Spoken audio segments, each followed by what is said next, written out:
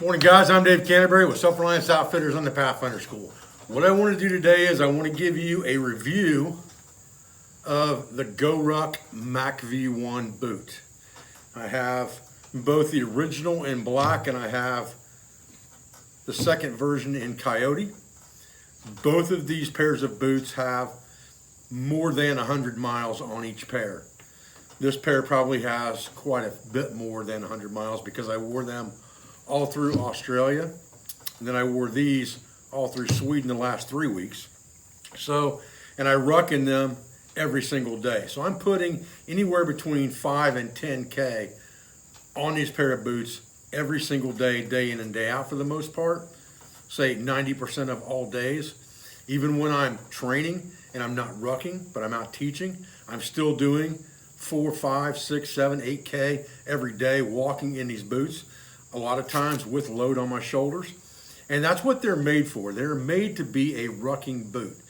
You know, when Jason created these boots, Jason McCarthy, who owns GoRuck, he wanted a boot that was a step up from a sneaker as far as durability, but a step down from a heavy hiking boot that would weigh your feet down. And there's lots of features that went into these boots, and we'll talk about those a little at a time as we go. But I've got to tell you that first things first, you know, they say on their website that there's 0 break-in time with these boots, and that is absolutely a fact. Both of these pairs of boots were taken straight out of the box, put on my feet, and rucked in the very same day. So far, I've not had one issue with blisters from either pair of these boots, and I have walked in them up to about 18K in a single shot without getting blisters over varied terrain, including in desert environments and in more forested environments like Sweden. So to me, these boots have definitely earned their place in my kit. Now let's talk a little bit more about specifics with the boots themselves. Okay, I brought some notes over here on my iPhone so that I would not forget to cover some key things. But from just an everyday user's standpoint, without looking at the specifics of construction and things like that, one of the things that I'm really fond of about these boots is they are an actual jungle style boot. In other words, they have drain holes in them so that they drain water. And you know, there's one thing you have to remember about waterproof boots. Number one, if they're waterproof, they're probably not breathable. So they're gonna make your feet sweat and they're gonna hold that water. The other side of the coin with waterproof boots is they're only as waterproof as they are high, then they become water buckets. So for something that breathes well, drains well, a jungle style boot is fantastic for that. I have gotten these things absolutely soaking wet, doing crossings in streams, walking through puddles, walking in rainy, wet ground, and had them soak completely through and walk them dry.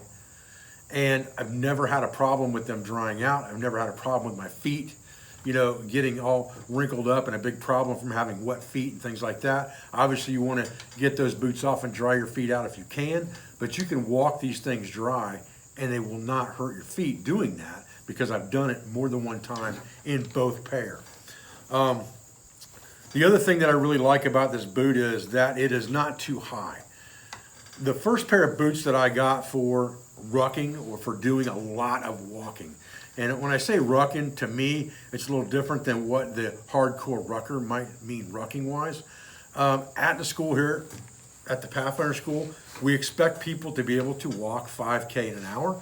We expect them to be able to do that with the gear that they are carrying or that they're carrying on an everyday basis as their emergency and camping gear. And we expect them to do that at a pretty fair pace over uneven terrain. To me, that is kind of rucking because you are exercising yourself and getting yourself more physically fit with the gear that you would normally carry. And by rucking or adding weight to your pack on purpose, you build up the endurance to do things like that. A boot like this that is low and gives you plenty of ankle support with the webbing that's on here on the boot itself, gives you that ankle support, yet they're not too high to be bothersome like you're wearing some kind of a giant military boot. while you're walking around. The first pair of these that I bought, or the first pair of boots that I bought for rucking, which was my point to begin with, was a pair of Solomon's. And they were a Salomon military boot, and a lot of guys on the rucking forums said, you know, this is the boot to get. And this was actually prior to the MACV 1 being released. And I bought those boots, and I was really, really fond of them. There was a couple inherent problems. Number one, it took me about 3 weeks before they stopped trashing the area of my Achilles tendon, and I had to have enough Leuco tape on there to circumvent that till I got the boots broke in. That took about 3 weeks. Once I got that taken care of, then they were fine. The next problem was they only lasted about 6 months, and the whole back side, right at that Achilles tendon area, started to tear out on both boots. I contacted the company through Facebook, contacted the company through Instagram, contacted the company through email, and never heard a word from anybody about this boot that I had really loved, bragged about, and thought it was great, but it didn't last. And without good customer support, you don't have a good product. And that's one thing I can say about GoRuck is every time I've ever emailed them or sent them messages, I've always gotten a response. I've always gotten a clear, concise answer on things, and they always take care of the customers from my personal experience, and I think that's important. Now, back to this boot. This one has a leather upper, and this one has a suede upper. Both of them have a 13 millimeter offset, which is what Jason calls the rucking offset. It's the optimum offset for being able to counteract stress on your Achilles tendon, which also causes stress other places up your leg exponentially from there.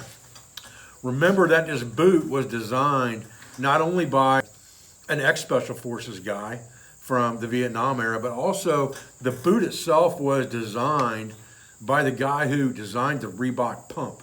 So a guy who worked in the shoe industry for many, many years helped design this boot, and it's triple stitched. It is drainable with these drain holes in the bottom. It's got a lot of ankle support, and again, they were broken straight out of the box. I never had to worry about breaking them in. They have a really nice removable insole in them that supports your entire foot. Again, this insole has well over 100 miles on it, if not more. And there's, other than the edge being frayed here a little bit, there's nothing wrong with these. And if you want to dry these boots out quicker than walking them dry, it's very easy to take this insole out, to let that inside of that boot breathe and open that thing up, set them out in the sun, and in no time, they're going to be dry. The insoles are not a big pain in the tail end to get in and out of this thing, and I like that really well too. Again, probably one of the most comfortable boots, if not the most comfortable boot I've ever worn. Okay, I really didn't want this to be a big long-winded affair because I don't like that. I also don't like review videos that are done on product that's barely used. So I wanted to wait until I had put plenty of miles on these boots to be able to give a fair and honest review of what I actually thought about them. So let's talk about a couple of the specs. They have a speed lace system in them that makes them very quick to tighten and loosen. It makes it very easy to tighten them up on your feet to get the maximum support. And I have had to take these off, you know, in precarious situations like at the airport where you've got to take your shoes off to go through TSA and things like that and put them back on. And they're very quick and easy to get untied, very quick and easy to tie back up and get the support you want. So I like that about them. They have the drain holes in them like we spoke about before, you know, and as Jason McCarthy says, they're proudly not waterproof. And I like that. The ankle webbing support we talked about a little bit on both boots. The rucking offset of 13 millimeters we talked about. They have the light EVA midsole here, and then they have a nice high traction rubber outer sole. Now, the traction part of that leaves a little bit to be desired. They're made so that they don't collect a lot of debris and mud and things like that when you're in that type of terrain. So it doesn't make your boot heavy from collecting that debris. At the same time, because of that, they don't have the optimum grip sometimes on certain surfaces, on slick rocks and things like that. You have to kind of watch your step. Clay-based soils going uphill, you have to kind of watch your step. But I really haven't had the problems of these things being very slippery that a lot of people have stated they have with them. Again, I think this boot was designed for rucking. For the most part, a lot of rucking is done on paved surfaces, so you wouldn't have to worry about that. But I have used these things extensively in a woodland environment, and I have not had some of these slippage issues. But I do know that there's another sole coming out for this boot that I was told about that does have ridges in it, more like a jungle boot style sole. So I'm looking forward to checking out a pair of those. Although it's going to be hard to get me to quit wearing these for sure. Let's see here. The Workhorse insert, the insert we talked about already, and they have a full grain leather upper, which we kind of covered as well. And that's really kind of the main features of the boot. I think what's really important with a boot like this is you can go to GoRuck's website and they have extensive information on how this boot was built, how it was designed, what the exact specs are of all the materials that go into the boot. And I think that's all great and well. How much the boot weighs, they're like 24 ounces is what they weigh. So they're a very lightweight boot. But I think what's more important than any of that really, when it comes to a review video from someone who's actually wearing the boot is, what do they think of the boot in general? And I really actually love these boots. I've gotten to the point now where I put the black ones on if I'm going somewhere on business and I want to be able to beat around the woods if I want to, but be able to go out to a nice social dinner or a social event. Black kind of goes with everything, so I wear the black for that. And if I'm going somewhere to train or if I'm going to teach a class, I wear the brown because I'm more fond of the brown color in the woods than I am the black. But again, I think that's just a matter of personal preference. I wore the black for a couple months before I ever got these tan ones. Now, I will also tell you, as a little bit of a half disclaimer, if you will, in this video, that this pair of MACV 1s, the original pair that I own, I paid my own money for. I bought these boots because I wanted to test them out. After I started wearing them and started talking back and forth with Jason a little bit, they actually sent me the Coyote pair, and they didn't cost me anything. But I know that Jason also understands that that doesn't affect my review of the product, because if I've got a problem with the boot, like I think they may be a little bit slippery on some surfaces, I'm going to stress that, and I'm going to go ahead and say that out loud without a problem. But at the same time, when it comes to a comfortable hiking boot, that's a good all-around boot for both urban and woodland environments. To me, this thing is unbeatable.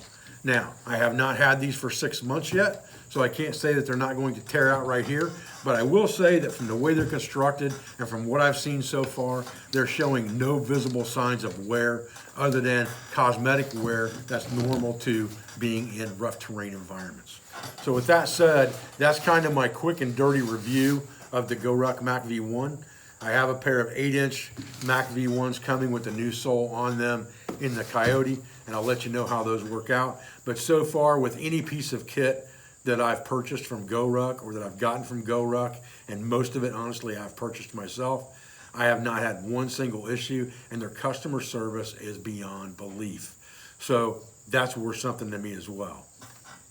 Be that as it may, I appreciate your views. I appreciate your support. I thank you for joining me today for this video. I thank you for everything you do for our school, for our family, for our business, for all of our sponsors, instructors, affiliates, and friends. And I'll be back with another video as soon as I can. Thanks, guys.